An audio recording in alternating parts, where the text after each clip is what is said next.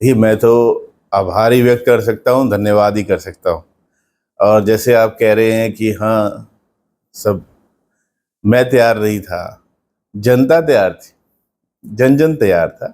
और अगर मैं नहीं तैयार था तो मैं सिर्फ़ इसीलिए कहता था क्योंकि कि मैं सभी इलाकों में तैयारी कर सकूँ।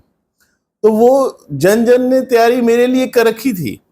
और जब सबसे बात होने शुरू हो गई कि नहीं जी आप लड़ें, तो मैंने हाई कमांड को कहा, ठीक है जी ऐसी बात आ रही, जन-जन का समर्थन मिल रहा है और सबका मन है कि वरुण चौधरी जो है अंबाला लोकसभा चुनाव लड़े, तो मैं तैयार हूँ। और उसके बाद ही फिर ये फैसला आया था कि मैंने भी यही तैयारी ही करनी थी, इसीलिए मैं कहता था। लेकिन तैयारी जन-जन ने कर रखी थी, इसलिए कोई ऐसी बात नहीं आई और सबने साथ दिया। मैं सबका आभार व्यक्त करता हूँ, धन्यवाद करता हूँ।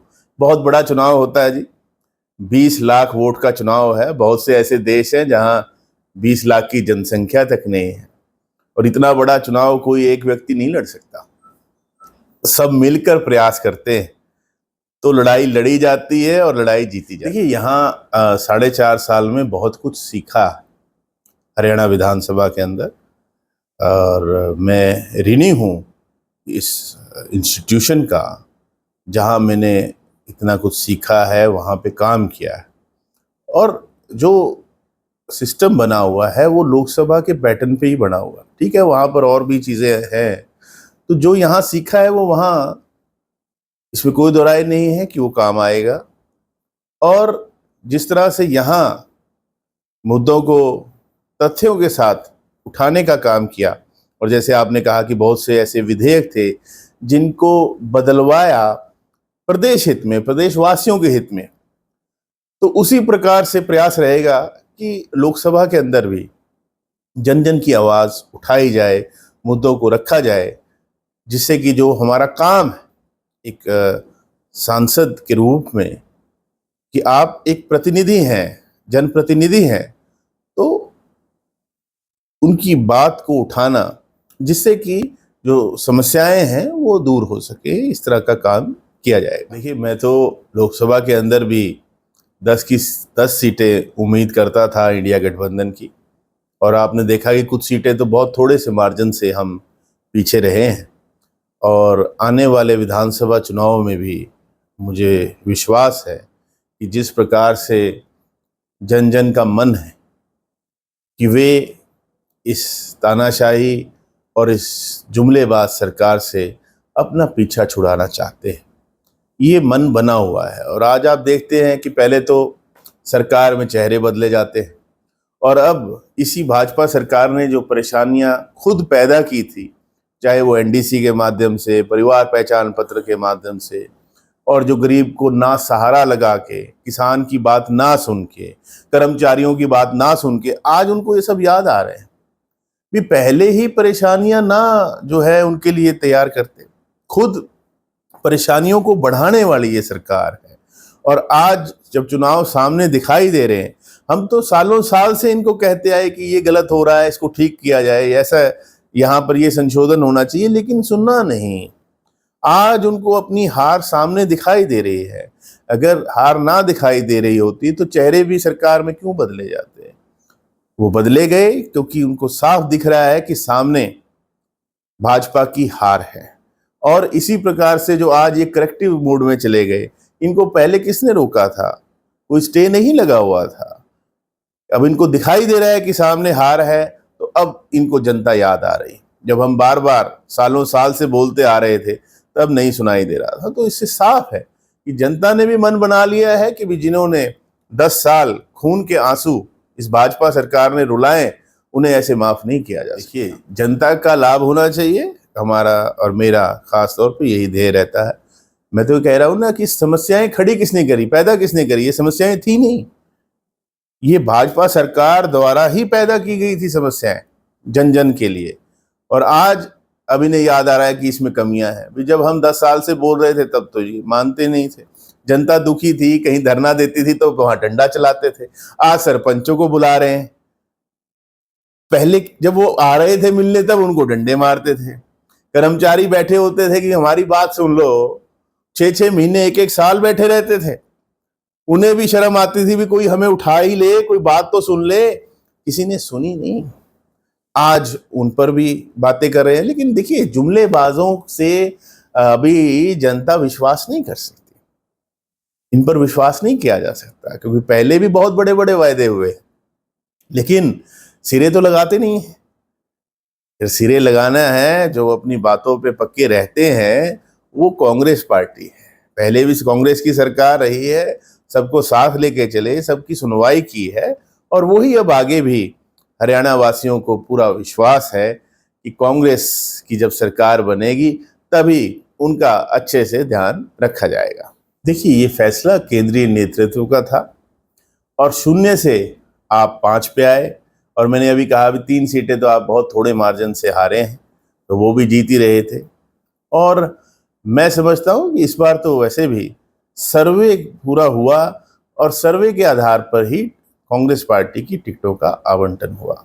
जहाँ तक आप बात कर रहे हैं, अभी आज हमारी पार्टी के प्रदेशाध्यक्ष श्री उदय भान जी हैं, हमारे विपक्ष के नेता विधानसभा के अंदर चौधरी भूपेंद्र सिंह हुड्डा जी हैं, और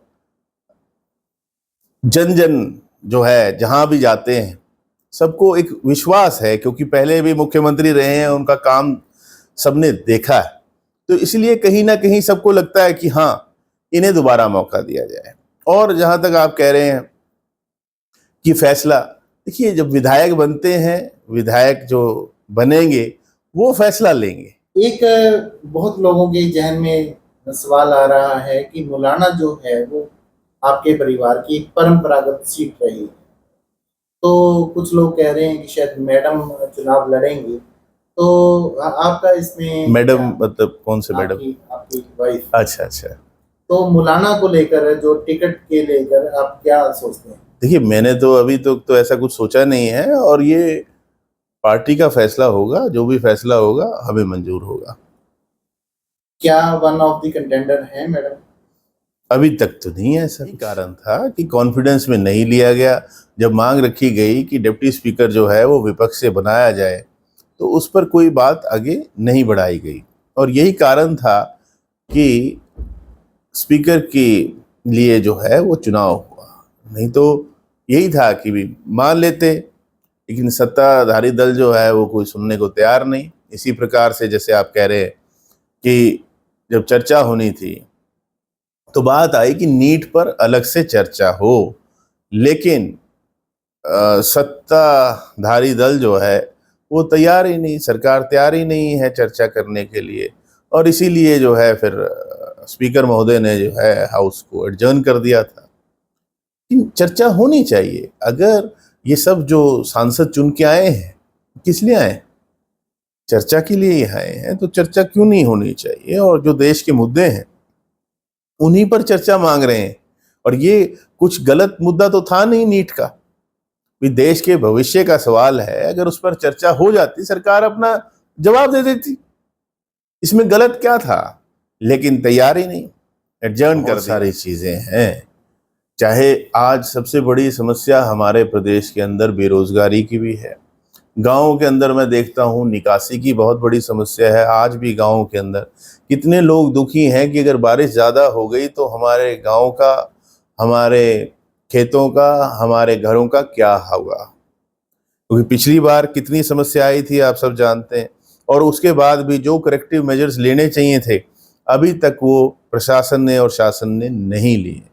इसलिए लोग दुखी हैं कि कोई एक समाधान होना चाहिए, चाहे थोड़ा थोड़ा करके करें साल दर साल, लेकिन करें तो सही, जनता का विश्वास तो जीतें। ऐसे ही कि भाई हाँ ये पास हो गया, ये पास हो गया, मुझे भी एक लिस्ट आ गई थी कि जी हाँ ये जो कार्य हैं ये कर दिए जाएंगे जल्द से जल्द, लेकिन हुए तो है नहीं। इसी तरह कहीं सफाई की मामला है, सफाई तक नहीं है। गरीब आदमी को जो सहारा लगना चाहिए, चाहे वो प्लॉट देने की बात थी कि अब ये इनको याद आता है, लेकिन ये पिछली लिस्ट ही उठाए बैठे।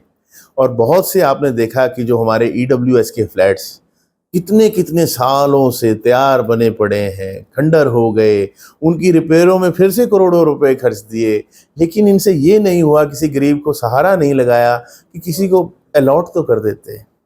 अलॉट करना भी ठीक नहीं समझते। मैं यमुनानगर गया, पंचकुला में, ये नाला नहीं साफ हुआ। ऐसी ऐसी मांगे भी सामने आई कि सालों साल से नाले तक साफ नहीं हुए हैं, कि ऐसा भी नहीं होना चाहिए। सफाई के पैसे लिए जाते हैं कमिटीज में, कॉरपोरेशंस में, लेकिन जो व्यवस्था होनी चाहिए वो नहीं है। अगर बराड़ा की बात करें कि वहां पर भी वो सफाई कर्मचारी, उनका शोषण हो रहा है और वो अक्रॉस है। कभी तनख्वाह नहीं मिलेगी, कभी पूरी नहीं मिलेगी, कभी उनको कहेंगे अब हटा देंगे तुम्हारे को, दूसरे रखेंगे, हर जगह। और आज आप देखते हैं कि किस प्रकार से अराजकता, कि कभी कहीं गोलियां चल रही हैं, फिरौतियां मांगी जा रही हैं, कि और उससे पहले आपको याद है कि मुख्यमंत्री जी ने कहा था कि जी हम जो है जनता की जो है उनको सिक्योरिटी नहीं प्रोवाइड कर सकते। सबसे पहली प्राथमिकता किसी भी सरकार की यही होती है, कानून व्यवस्था को बना के रखना। ये सरकार उसमें भी कहती है कि हम सक्षम नहीं है। अगर आप कानून व्यवस्था बनाने में ही भाजपा की सरकार सक्षम नहीं है तो फिर उनको सत्ता में रहने का कोई अधिकार नहीं है। वो बहुत से मुद्दे हैं और सबको तरीके से उठाएंगे भी और पूरा प्रयास रहेगा कि उनका समाधान हो। और जो हमारे प्रदेश के मुद्दे हैं वो प्रदेश की सरकार बने अब जल्द से जल्द, और जन जन की सुनवाई का बंटवारा जहां तक बात है कि सर्वे पर होगा, विनेबिलिटी उसका क्राइटेरिया होगी, केंद्रीय नेतृत्व फैसला लेगा।